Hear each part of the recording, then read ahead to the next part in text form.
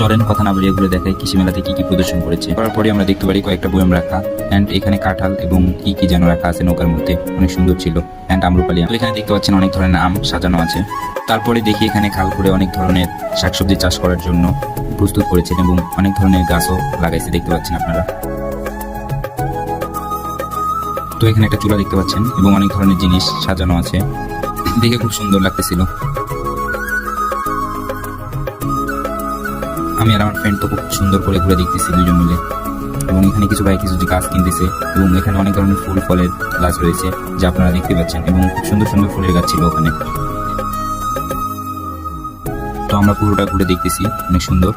And হঠাৎ আমাদের এখানে অনেক কৃষি প্রযুক্তি চোখে পড়ে যায় যেগুলোতে নাম লেখা আছে এবং এগুলো কৃষিকাজে বিভিন্নভাবে অবদান রেখেছে।